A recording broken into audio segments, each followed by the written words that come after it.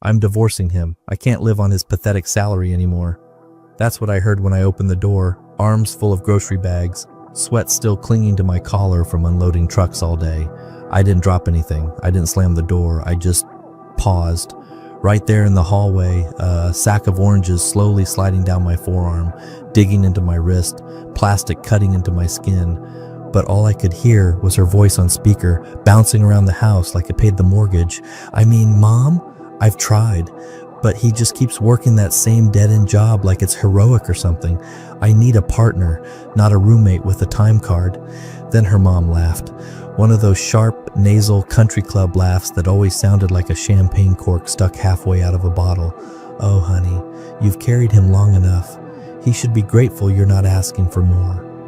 I blinked slowly. Carried? Grateful? Rebecca kept going. He's just, so soft. He doesn't fight me on anything. It's like living with a shadow that does chores. That one landed harder than I expected. I don't even know why. Maybe because I thought my quiet was kindness. I thought not raising my voice, always showing up, folding the towels how she liked, remembering her mom's birthday, even when she didn't, meant something. But apparently, it just made me invisible. I stepped back outside, set the groceries down gently by the porch. My hands were still shaking a little, not from sadness, not even rage, just the weird buzzing clarity that settles in when something shifts forever and there's no putting it back. If you're listening to this, reading this, chances are you're one of the 90% who never hit that subscribe button. But if this kind of story hits you in the gut like it did me, maybe consider it. It keeps the team going, and I promise it only gets deeper from here. I didn't bring the groceries in that night, let the milk spoil. The chicken sweat in its plastic wrap until the dogs dragged the bags off the steps the next morning. I just sat in my truck with the windows cracked, listening to old voicemails from a time when Rebecca still spoke to me like I was someone she'd chosen, not tolerated. That night, I made a decision, but not the one she expected. See, the thing about being invisible is, people stop watching you. They say things around you they'd never say if they thought you mattered. They show you who they really are. And she'd just shown me, clear as day. So the next morning, when she came downstairs in her robe and gave me that fake half smile, I smiled back, poured her coffee, even remembered to sprinkle the cinnamon on top the way she liked. Oh, by the way, she said, barely glancing up from her phone, we should talk this week about things. I think it's time. I nodded. Sure, whatever works for you. She blinked, surprised. That wasn't the beginning of a fight. It wasn't even resistance. It was surrender, or at least that's what I wanted her to think. You know what's funny? She'd never once asked what I did after work. Not really. She assumed the man who clocked out at 5 p.m. was the same man who fell asleep watching reruns of Pawn Stars. She never saw the late nights, the headphones in bed, the 3 a.m. Zoom calls with Singapore.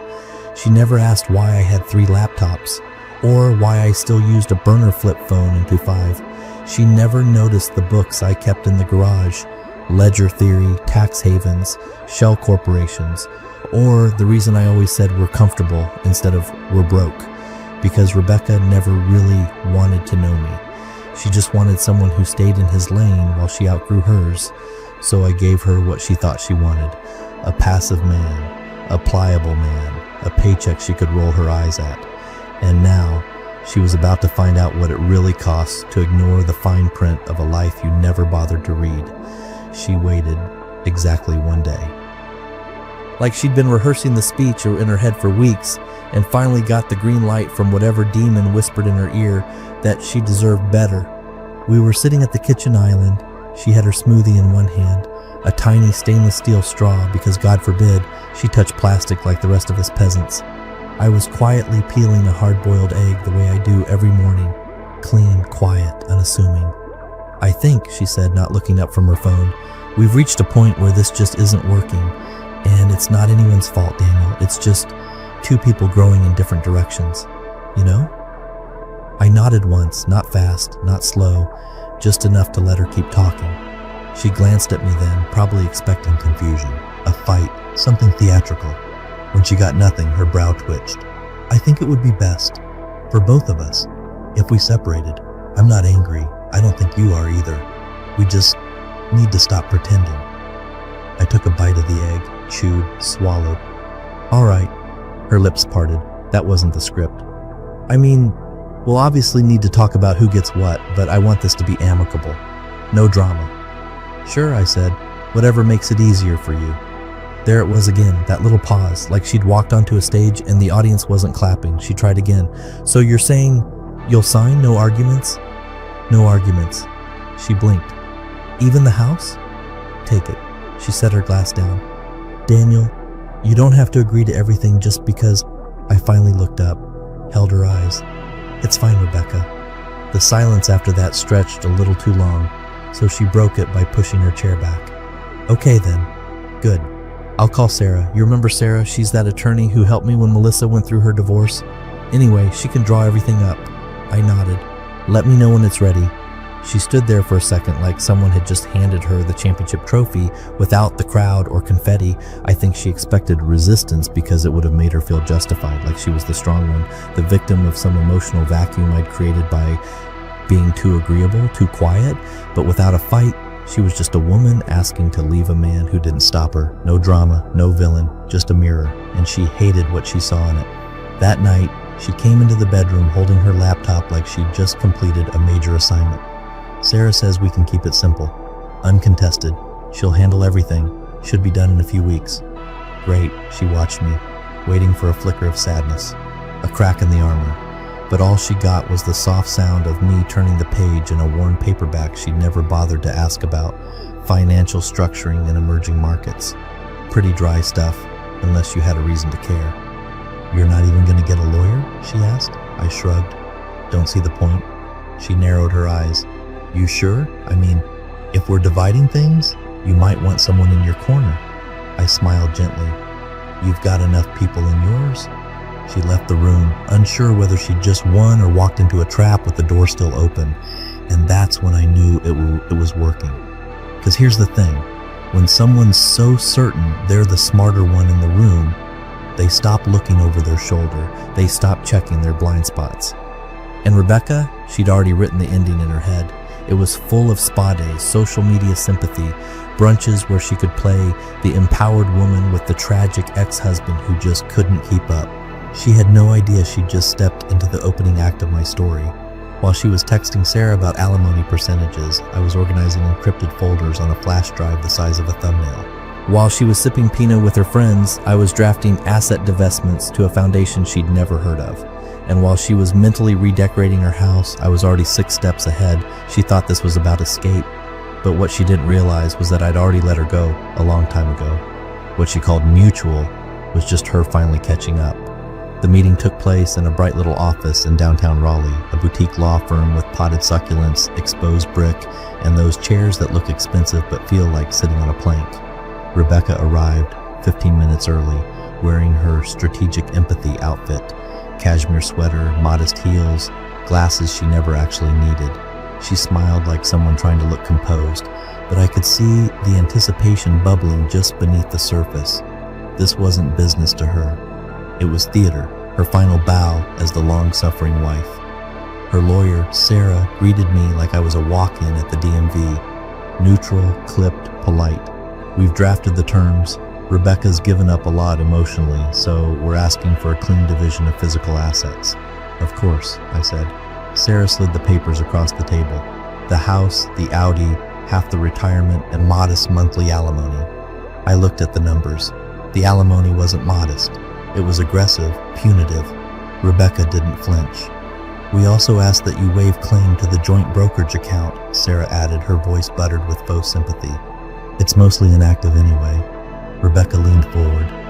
This is just to make sure we're both free to move on, Daniel. Clean start.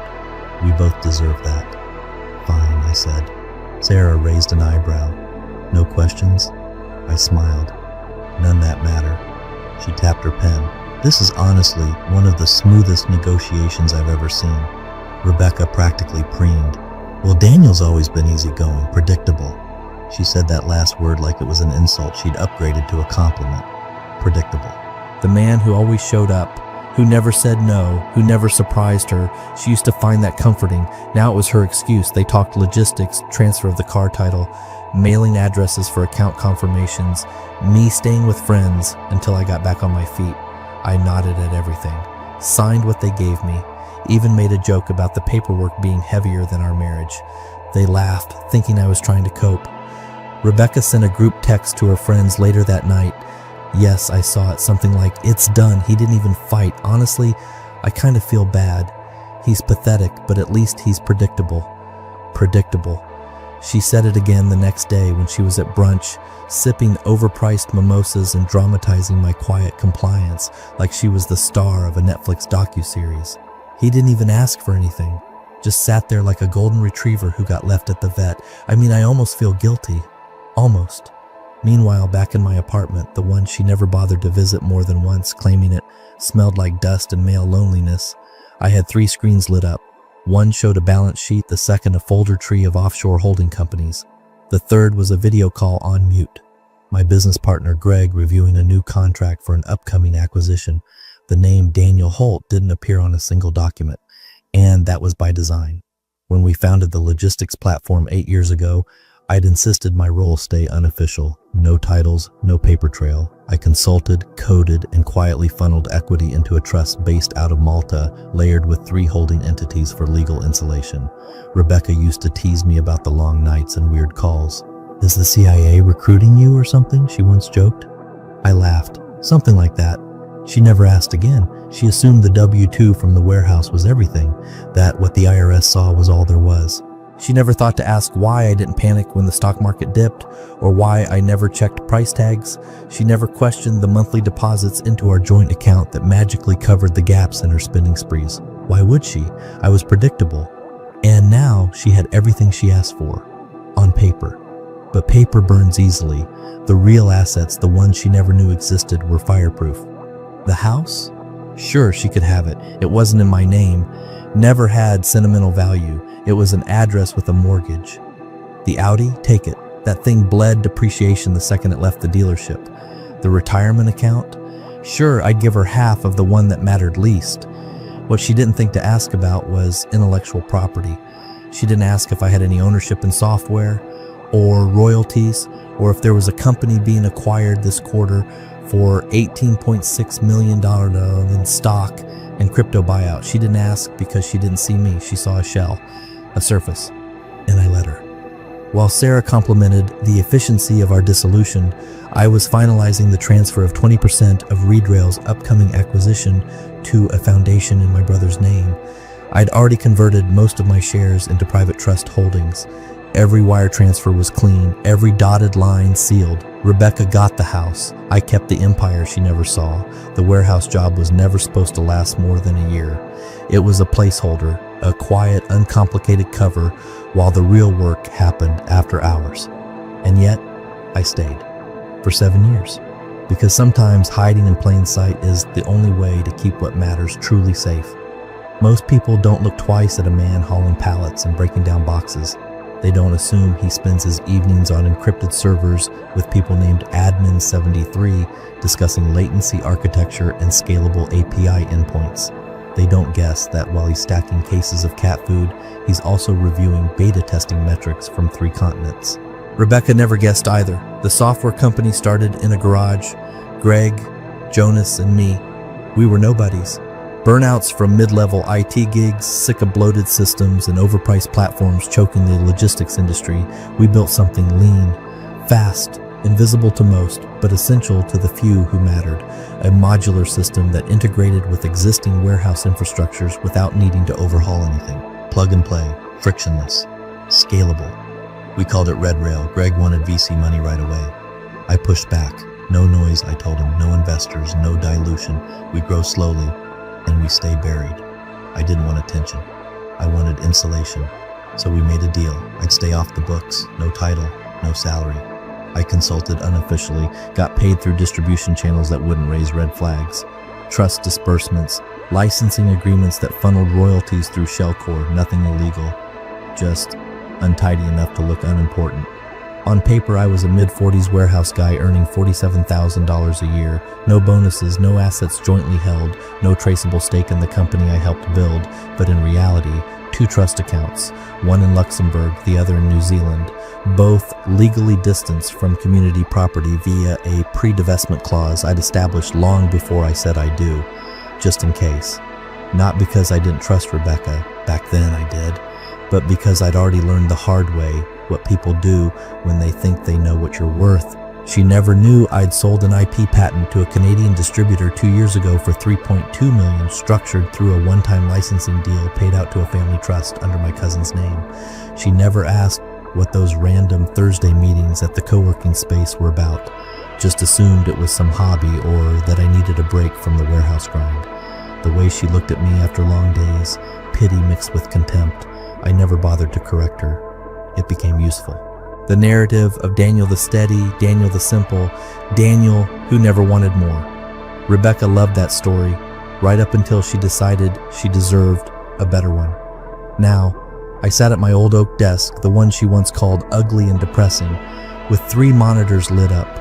One displayed the trust structures, clean, siloed, pristine.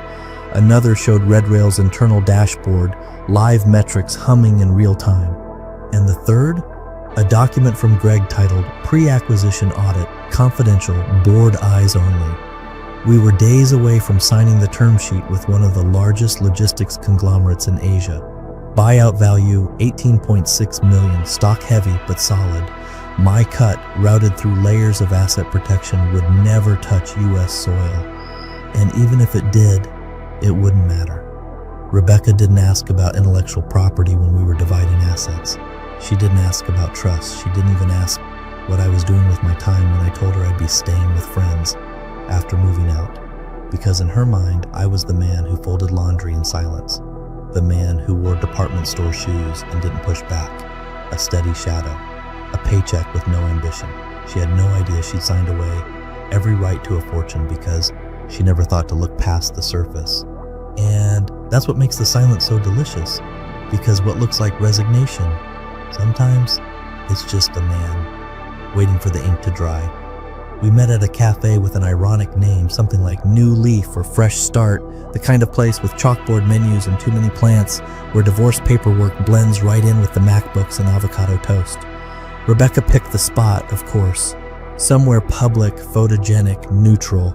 Somewhere she could wear her curated sadness like a linen scarf and pretend this was all just the next brave chapter in her inspiring life story. She arrived 10 minutes late, just enough to assert dominance. Beige trench coat, sleek hair, sunglasses still on even indoors. She slid into the seat across from me like this was a business deal and not the death of a 10-year marriage. Sarah emailed everything last night, she said, pulling out a folder with our names printed neatly across the top. We'll need to initial each page and sign the last 3. I nodded. Sounds good. Rebecca sipped her overpriced tea and didn't look at me. You'll need to transfer the retirement account this week. It has to be finalized before the end of the quarter. Already done, I said. She blinked. That threw her a little. She'd expected one last oversight, a forgotten password, a delay she could pin on me, something that would give her an excuse to roll her eyes and remind herself that she was better than this. Instead, she flipped to the last few pages, handed me a pen. You're making this very easy, she said. A little smile tugged at her lips. Not gratitude. Triumph. Good, I said. That was the goal. She gave a theatrical sigh, leaned back, and looked around the cafe like she was already imagining telling the story later. How her gracious exit was made possible by her ex-husband's predictable spinelessness. How she got out clean. How she was finally free. I'll finally be able to breathe, she said, with a smile so self-satisfied I thought she might float out the window. I signed the last page, slowly, carefully, like a man affixing his signature to the final chapter of a book he never got to write. Then I looked up, offered her a faint smile. I wish you the best, Rebecca. She blinked once, then closed the folder. No thanks, no acknowledgement, not even a you too, just the soft snap of the clasp and the sound of her chair scraping back. She left without looking at me again. As she walked out, I watched her pause by the counter to check her reflection in the window, adjust her scarf, tilt her chin higher, the woman who just divorced a man she believed was barely worth her time, a man she never asked a single real question about. I stayed for a moment after she left, watching the condensation run down my coffee cup. The document sat on the table, still warm from her hands. Every demand she made granted, every asset she thought she extracted delivered, every last piece of the illusion polished and presented with a bow. She walked away thinking she'd won, and maybe in her mind she had, but there was one thing she still didn't know, because her lawyer hadn't had time to review the cross filings yet, hadn't caught the discrepancies, hadn't made the connection between the man who showed up to a cafe in worn boots and the one whose name was buried strategically, legally, invisibly in a network of ownership that stretched across 3 countries. It was all there, if anyone had cared to look. But they hadn't, because when a man doesn't look like wealth, people assume he has none. And when he doesn't fight for scraps, they assume he has nothing left. That's the brilliance of quiet power, of silence mistaken for submission, of letting someone believe they've cut you down when really all they've done is prune the dead weight. I walked out into the afternoon sun, the folder tucked under my arm, and exhaled. Not relief, not sadness, just a quiet, sharpened satisfaction. She was free. So was I. 2 weeks later, she was in her usual spot, corner booth at the bistro with the dumb little mason jar candles and cucumber water, when her phone rang. She almost let it go to voicemail. It was Sarah, her lawyer, and Rebecca was in the middle of telling some mutual friend how liberating it felt to finally start over, a phrase she'd used so often it was practically printed on her new throw pillows. But Sarah wasn't the type to call without a reason. Rebecca slid her finger across the screen, putting the call on speaker as she delicately speared a bite of her kale salad. "Sarah, what's up?" There was a pause, not the confident kind, the kind that sounded like someone trying to choose their words carefully. "Quick question," Sarah said. "You said Daniel worked at a warehouse, right? Hourly? No side business?" Rebecca smirked. "Yeah, why?" Another pause. "I've been reviewing the asset disclosures and syncing with some tax records from the last few years, just to be thorough, you know. And some numbers aren't aligning." Rebecca waved a hand at her friend, mouthing lawyer drama, and turned her attention back to the call. "What kind of numbers?" "Well, there are LLCs showing activity linked to his social, passive ones mostly, but they're generating income, decent amounts. I see disbursements into trust accounts that don't show up in the original disclosure packet." Rebecca rolled her eyes. "He probably bought a rental condo with his brother or something. Daniel's always been private about money. It's probably nothing." Sarah's tone didn't change, but it tightened. "I mean, come on. You saw his W-2. Guy's been making 40-something grand a year forever. He drives a Honda that makes weird noises when you reverse too fast." "Yes, but I'm looking at documents tied to a Red Rail Holdings LLC," Sarah continued. "Also something called Forrester Group Trust, which appears to be registered overseas. And there are a few IP filings linked to a Daniel H. The names aren't unusual enough to say definitively it's him, but..." Rebecca snorted. "Sarah, I know my ex-husband. He barely remembers our Wi-Fi password. You think he's running offshore trusts?" "I'm not saying he's hiding anything," Sarah replied, "but if he had no involvement in these entities, he should have stated that. And if he did, then technically we might have left money on the table, depending on how it's structured." Rebecca's fork paused halfway to her mouth. For the first time in weeks, her expression stiffened. "He signed over everything I asked for," she said slowly. "Didn't even blink." "Exactly," Sarah murmured, "and that's why I'm double-checking. Men like that don't usually roll over unless they're either broken or very, very sure they're losing nothing." Rebecca forced a chuckle. "It's probably just some random financial noise. Daniel doesn't know what to do with money, trust me." Sarah was quiet for a beat. "All right, I'll keep digging. I just thought you should know." "Sure, thanks." Rebecca hung up and stared at her phone for a second longer than necessary. Across from her, her friend asked, "Everything okay?" Rebecca pasted on her brunch-faced smile. "Yeah, Sarah's just being dramatic. Legal cleanup stuff." But something had shifted, slight, quiet, like a breeze through a closed room. She suddenly remembered the day Daniel came home with that weird little external hard drive, back when they were still newlyweds. Said something vague about backing up old code. She'd rolled her eyes at the time, told him he needed to stop pretending he was some kind of hacker. He'd just smiled and said, "Yeah, I'm probably not smart enough for any of that." She hadn't thought about that moment in years, until now. Back at home, she opened her laptop, pulled up the asset summary Sarah had sent after the finalization. clean, clinical, uncontested. She skimmed over it with the breezy confidence of someone who believed the story was over. But now a sentence stood out. No reported income from intellectual property, equity holdings, or external partnerships. She closed the laptop harder than she meant to. Probably nothing, she muttered to herself, but it didn't sound convincing. She was halfway through a mimosa flight when the phone buzzed again. Another unknown number, probably Sarah's office. Rebecca almost let it ring out. She was with a new guy now, someone with dental veneers, a startup that hadn't failed yet, and the attention span of a kitten, perfect for a post-divorce rebound. He was across the table showing her something about NFTs being used for dog adoption papers or whatever. She smiled like she was listening until the caller ID popped again, this time with Sarah's personal number.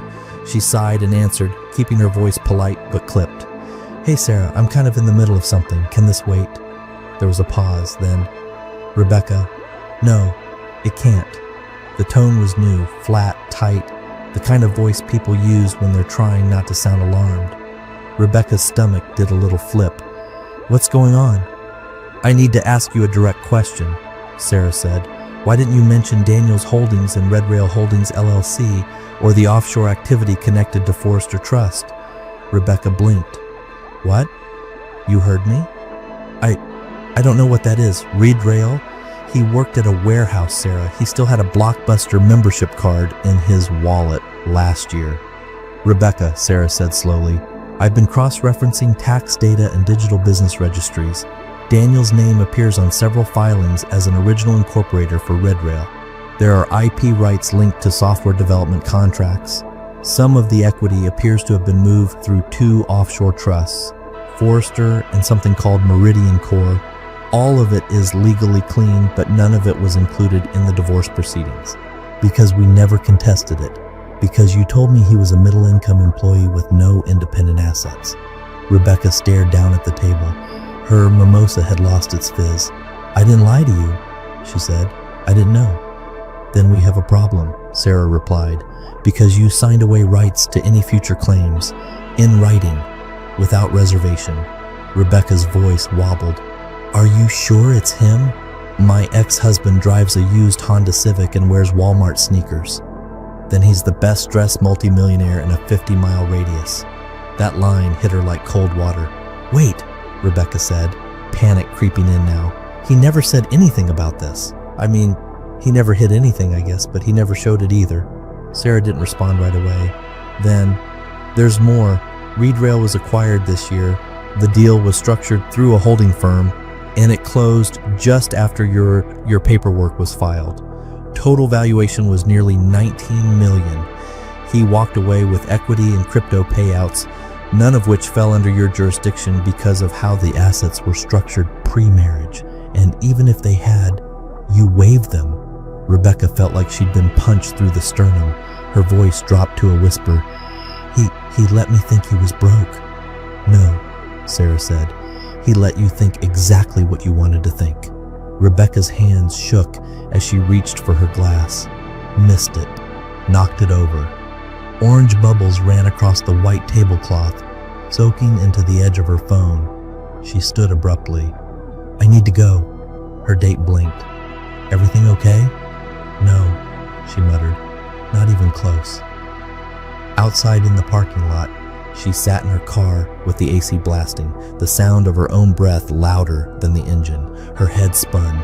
For years, she'd framed him as small, safe, a silent man who didn't push, didn't chase, didn't dream. She'd sold that image to herself and everyone around her. She'd needed him to be small so her dissatisfaction made sense, so her exits and complaints and glances at other men felt justifiable. He was a sweet guy who never grew. That's how she described him. That's how she pitied him. But the truth was worse. He had grown. He had built. He had moved in total silence right beside her under her nose. And she never even looked. Her phone lit up again. Another text from Sarah. We need to talk. Urgently. Rebecca didn't respond. She was too busy watching her own reflection in the rearview mirror, realizing for the first time that the person she left behind might have been the only one in the room who saw everything clearly. The email came late, 11:43 p.m. Subject line, Read rail confirmation. Read immediately. Rebecca was in bed, scrolling through a fitness influencer's breakup story. Glass of Pinot sweating on the nightstand. Her new boyfriend had already dozed off, mouth slightly open, snoring through one nostril. She almost ignored the email, almost. Then she saw who it was from, Sarah. She opened it. 5 words in, her heart started hammering. Attached was a scanned document, an official ownership certificate filed through a European business registry, letterhead stamped, digital seal authentic. Rebecca didn't know much about legal formatting, but she could read one line loud and clear. Daniel Holt, co-founder, Read Rail Holdings, IP authorization number for 72B. Below that, a single sentence outlining the terms of acquisition. Acquired under silent merger protocol. Total equity value, 18.6 million USD. Issued in hybrid currency payout through offshore disbursement vehicles. She sat bolt upright, wine spilled. Her boyfriend mumbled, turned over. She didn't even notice. She stared at the document again, as if the words might rearrange themselves into something less insane. Daniel, her Daniel, the man who couldn't figure out how to fix the garbage disposal? The one who bought generic cereal and wore the same jeans for 10 years? No, this couldn't be real. She opened a second attachment, a timeline of trust transfers. Quiet, methodical, perfectly legal. The holdings were routed through a shell firm called Meridian Core, layered through Forster Trust, and finally cashed out into private, non-marital entities. Every transaction time-stamped, notarized, untraceable to her unless you knew exactly what to look for. Sarah's message was short. Rebecca, I can confirm Daniel was an original co-founder. The IP sale was structured offshore and finalized before the divorce. The trusts were fully insulated from community asset claims. You waived all rights to future income by signing uncontested. He was protected. You're out, S. Rebecca reread the message 5 times. Her eyes stopped on one line again and again. You're out. She threw the blankets off and stumbled into the kitchen, barefoot, legs numb. She poured herself another glass, but didn't drink it. Just stared into the dark. The refrigerator hummed, filling the silence like mockery. She thought she'd bled him dry. She'd taken the house, the car, the alimony, and strutted away with her chin up, telling everyone how generous she'd been. She'd laughed about him, pitied him. She turned their divorce into a performance, complete with brunch recaps and Instagram captions about rediscovering self-worth.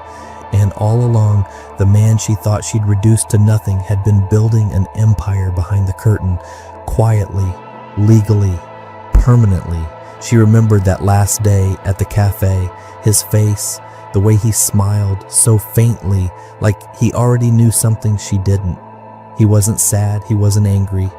He was done, and not in the emotional way, in the contractual, surgical, you're not even a variable anymore way. She hadn't just lost the marriage. She'd signed away her stake in a multi-million-dollar company with a flick of her wrist and a smug little smirk. The gravity of it dropped all at once, like a sinking elevator.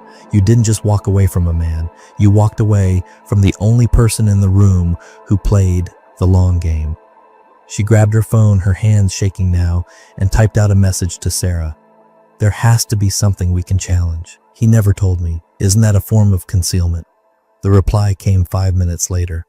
We disclosed everything based on your description of his assets. He didn't conceal. You never asked. We have no claim. She sat in the kitchen until dawn, not moving, not crying, just realizing. She'd fought so hard for the scraps because she assumed that was all there was. And now she knew. She never scratched the surface. She waited a day, then another, then one more, pacing her kitchen, rereading the documents until the legalese started looking like another language. Finally, she cracked. It was just after noon when she called him. Not text, not email, call. The ringtone went longer than she expected, just when she thought it would go to voicemail. Click. Daniel. A pause, then his voice, quiet, calm, the same unbothered cadence he used when ordering takeout or folding the laundry. Rebecca, she exhaled, not realizing she'd been holding her breath. I got the documents, the ownership certificates, the trust filings, the IP sale, Read Rail. I saw everything. Silence. I mean, why didn't you tell me? She asked, her voice pitching up. You just let me walk away thinking you had nothing, that you were some sad warehouse guy who couldn't even afford a decent watch. Another pause, then, "You said you couldn't live on my salary," he said. "So I let you go." The line stayed quiet for a second too long, like even the air didn't want to carry what came next. "That's it?" she snapped. "You don't think that's manipulative?" He let out a slow breath. "You never asked me a real question, Rebecca. Not once. You assumed. I let you. That's not fraud. That's you being incurious." She swallowed. "You knew I'd sign. You let me sign those papers without even—" "You wanted out," he interrupted. Calm, flat, unshakable. "I made it clean. No fights, no dragging things through court. You called me pathetic, said I'd agree to anything. And you were right. But you hid this. You hid everything." "No," he said. "I protected it. There's a difference."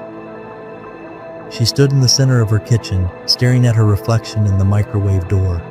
Barefoot, worn-down hoodie, the house she fought so hard for now feeling like a museum full of furniture she couldn't afford to replace. "So that's it? You're just fine with this?" There was a quiet rustle, like he was shrugging. "I let you leave, you did." Click. He hung up. No yelling. No satisfaction, no dramatic speech, just a closed door behind a woman who only realized too late that it had never been open in the first place. She stared at the phone, called again, voicemail, again, straight to voicemail. By nightfall, she tried email. A long one. Not angry, not cold. Something between confession and plea. "Daniel, I didn't know. I should have asked more. I made assumptions, and I was cruel. I thought I had you figured out, and I didn't. I don't want anything from you. I just need to understand. Can we meet? Just talk? I missed the version of you I didn't see. I'm sorry." She hit send, waited, checked her inbox every 10 minutes like a woman hoping for a miracle she didn't believe in. The reply came the next morning. One sentence. "There's nothing left to discuss. You got exactly what you wanted." She stared at the screen for a long time. Read it, reread it, tried to make it mean something else. It didn't. That was the part that hurt the most. Not the millions, not the trusts or the companies or the fact that her whole narrative had just caved in on itself. It was that he meant it. He wasn't angry. He wasn't bitter. He was done. And that meant nothing, she said. No apology, no admittance of guilt or regret or longing would ever open that door again. She sat there in silence, in the house that cost her everything she didn't know she had, and understood finally what it meant to lose a man who never needed to raise his voice to say goodbye. The last call came on a Tuesday afternoon, overcast, warm, and forgettable, except for the fact that it would be the moment everything inside her finally stopped pretending. She was in the kitchen again, barefoot, wearing the robe she used to call his least favorite. Now it just felt like armor from a war no one remembered her winning. The fridge made a low humming sound, the same one Daniel used to say meant it was time to replace the coils. She'd never listened. Now it was just another thing buzzing in a house that felt too big when you stopped pretending you were proud of the silence. Her phone lit up. Sarah. Work. She considered letting it ring. She didn't want more information, didn't want more facts laid out in black and white like another post-mortem report on the body of a man she'd never properly autopsied while he was alive in front of her. But she answered. Sarah's voice was softer this time, not the sharp transactional edge she'd had during the divorce. This wasn't strategy, it was something else. "Rebecca," she said, "I wanted to close the loop. I finished the audit." Rebecca leaned on the counter. "Okay." Another pause. "I've been practicing law for 23 years. Family law, messy divorces. I've seen every trick, every shell game. Men stashing money in secret accounts, women hiding assets in siblings' names, prenups shredded in courtrooms, fake bankruptcies, forged debt. Hell, once a woman buried 60 grand in her garden." Rebecca didn't respond. "But this," Sarah continued, her voice dipping low, like she was no longer speaking just as a lawyer. "I've never seen anything like this. You gave away everything, not because he lied, not because he tricked you, not because you were outmaneuvered." She paused. "You gave it away because you didn't ask one single question." Rebecca closed her eyes. Sarah went on. "He didn't hide anything, Rebecca. He didn't need to. It was all technically visible. He just made sure you never cared enough to look." The line went quiet. Then, barely audible, Sarah added, "You weren't outplayed.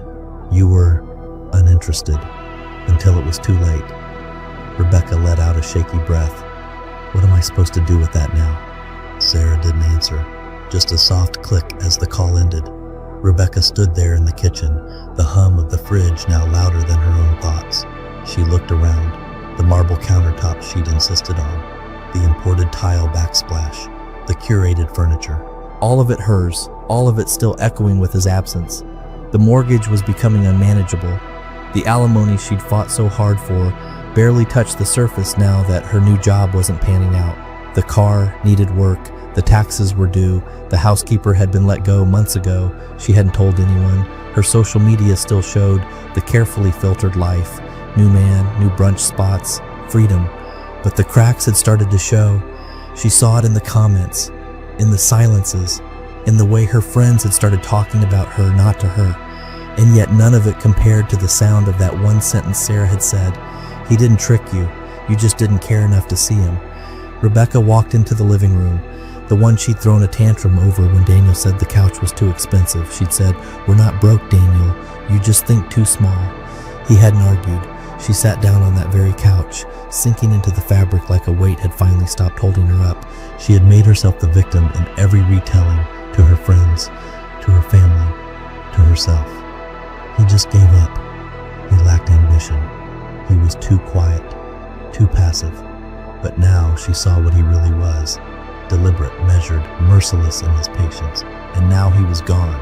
Not just physically, not just legally, but emotionally vacuumed out of her life like he'd never existed. No chance of a redo, no tearful reunion, no long walk around the block to talk it through. He had severed the cord so cleanly that even the memory of warmth felt artificial.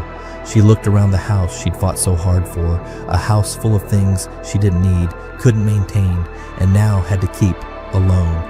And for the first time since she'd said the words, "I want a divorce," Rebecca Holt understood what she had really done. She hadn't just left a man. She'd walked away from the only person who had ever truly known her, and still tried to protect her from herself.